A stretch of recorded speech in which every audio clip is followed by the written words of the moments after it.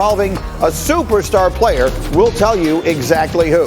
And once and for all, what will Dallas do to shake up the top 10 in pursuit of the one player everybody wants? Those are the questions.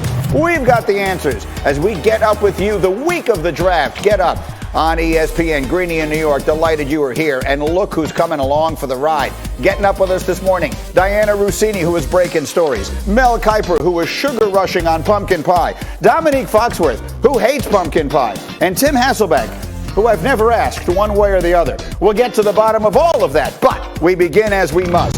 With the NFL draft, we are 3 days away, and all of the questions center around the quarterbacks. Is this the year the Patriots draft one?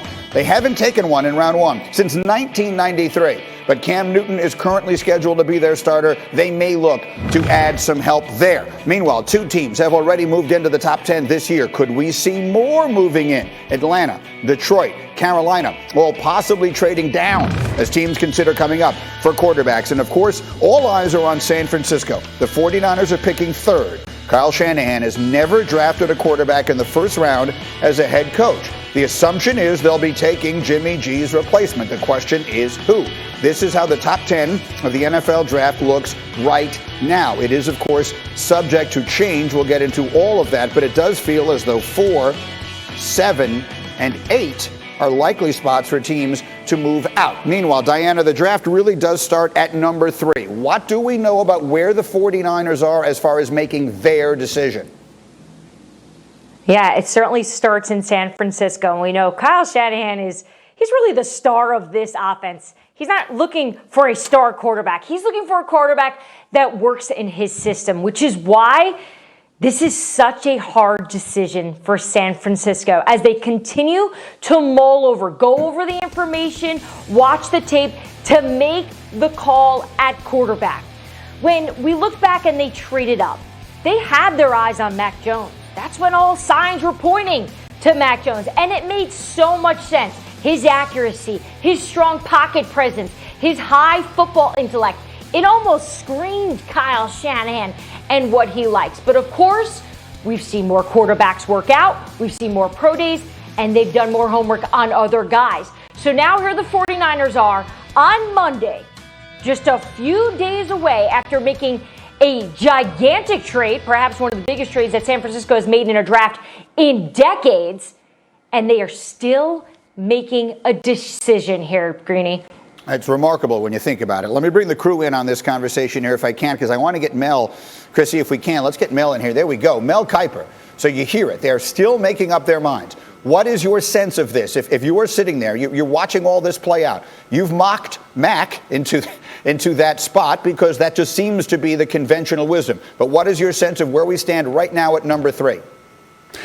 Hard for me, Greeny, because you have ratings and you have mock drafts, and you got to put the both separately. So if you go from a rating standpoint, for me, it's Justin Fields. It's pretty obvious that's the pick, but that's not going to be the pick. You heard from the get-go, from the intel you have talking to teams, that it's going to be Mac Jones or Trey Lance. That's the decision, not Justin Fields. So I gave it like 70% Jones, 20% Lance, 10% Fields. And I would probably maintain that. I think when you go from 12 to 3, you better know who you want. If it's 2 guys and you have to figure it out, like Diana said, fine, great, I agree with that, no problem. So I'm kind of all over the place here, Greeny, because I would take Justin Fields. It would be easy for me, but you knew from the get-go it was going to be Jones, probably, with Lance, a possibility. Dominique, what is your sense of this? We're 3 days away, and Diana's telling us they haven't made up their minds yet. What do you take away from that big picture? Yeah, I mean, I think Diana is being a responsible reporter in this condition, but I think I'm starting to have to accept what everyone is saying as much as I don't want to, accept that Mac Jones is going to end up at San Francisco. But Diana said something interesting at the top, that they're looking for the quarterback that fits their system. And I could understand that as a rationale. And honestly, even though I don't agree with it, and I've seen Kyle Shanahan's system change depending on the quarterback, like I kind of respect the idea of them thumbing their nose at all of our analysis and saying, we know who we got. We'll find out if they're right or wrong at some point, but you have to trust your own analysis and not go on necessarily public opinion. While I am leaning towards public opinion, and I see the threat of Justin Fields in that offense as being much scarier than the threat of Mac Jones or even Trey Lance. I see that as much more intimidating than Mac Jones, but Kyle Shanahan's a slightly better football coach than I am. Well, yeah, I get that, but so Dominique, with that thought in mind, if I were to say back to you, Diana just said, and I think it's right, the star of Kyle Shanahan's offense is Kyle Shanahan, which is fine. But if that's the case, why in the world would you trade as much as they traded to go up and get a particular quarterback if, in theory, what you're saying is we can make this work with almost any quarterback?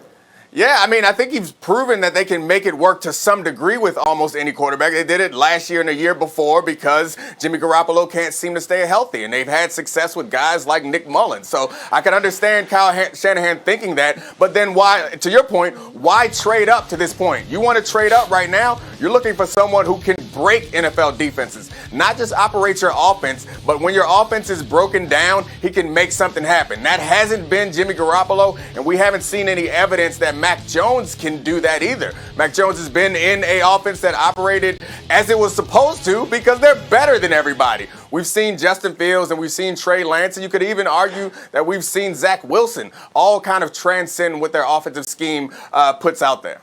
What do you think of all this, Tim Hasselbeck? Well, I think that's the only reason I think that it may end up being Mac Jones is because of the reporting. You know, from what I have watched, that's not what I see. I'm just being honest, and it sounds like, you know, there are other people, Mel, saying that, you know, he thinks Justin Fields is the second best quarterback. That's it. That is the only reason why I think that it ends up being Mac Jones. And I think this idea that they traded from 12 to 3, targeting Mac Jones, it's been hard for me to wrap my brain around that this entire time. Because I'm looking up there and thinking, really, are other people thinking of Mac Jones in that spot? I actually don't believe they are, which is why if they're targeting Mac Jones, like, why not trade with Detroit at 7? I'm going to believe it when I see it, Greeny, just because of what I've watched. And I think in some ways this is either the 49ers do an excellent job of putting information out there that maybe isn't correct, or look, they just, as Dominique stated, said, look, in our scouting, this is what we truly believe about the position. It doesn't matter what Mel thinks or I think or Dominique thinks or you think. It matters what they think because they have to coach him. And maybe that's how they're approaching this. Go ahead, Mel. Yeah, I think what Tim said is exactly right. Nobody really knows except them, and they have to love their quarterback. It doesn't matter what rankings are out there, ratings are out there, and opinions are out there from other people. It doesn't matter. We've seen quarterbacks go in the third round in Joe Montana's case. Well, other quarterbacks went 3 and in the first round overall, and were not very good. So it doesn't really matter. It's who they love. And if they love Mac Jones, they think about Matt Ryan, Matt Schaub, Kirk Cousins. Now, Mike Shanahan had quarterbacks with more mobility, like John Elway, Steve Young. So you have to figure it all out. Trey Lance's accuracy in those 6 games, under 57%, makes you wonder, is that the right guy? And if Justin Fields wasn't in the discussion initially when they moved up, if that intel is correct, you would go for what they want, Jones over Lance. So that's why with Wilson and obviously Lawrence gone. So that's why I think just when you look at it logically, based on what we know up until this point, without any inside information with the 49ers, Diana can speak to that, Mac Jones would make sense for all the things I just talked about. And I believe, do I still have Diana? Let me get Diana Rossini back in here for a final word. Go, Diana.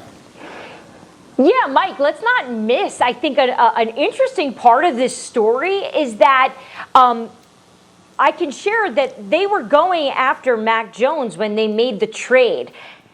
And when they gathered more information about the other quarterbacks, then it became a really difficult decision, which you got to give credit to those other quarterbacks here for making an argument that they can fit and do what Kyle Shanahan wants them to do. So the fact that this has become what looked like an easy decision, for instance, for San Francisco, has now become an incredible challenge as we're just 3 days out. And it is the one that is going to shape the entirety of the top of the first round of this year's NFL draft. I said the moment they made the trade that it was Trey Lance they were going to get. Obviously, that was wrong. They were going to get Mac Jones. But when all is said and done, I believe Trey Lance is the player they're going to take at number 3. We'll see what winds up happening. I want to know what you think, however. We put the poll question up today. Our poll question is brought to you by ZipRecruiter, the smartest way to hire. And it couldn't be a simpler question, but the answer is extraordinarily interesting. Who should they take at number 3? Mac Jones, Justin Fields, Trey Lance. You can vote right now on my Twitter page at ESPN Greeny, and we'll keep track of what you think as the show continues. Meanwhile, baseball last night, comeback of the night. I tell you, this series, this rivalry is the best thing in baseball right now. Padres, Dodgers, and Fernando Tatis Jr. might be as good a player as you've seen in a decade. That's facing Dustin May, who throws a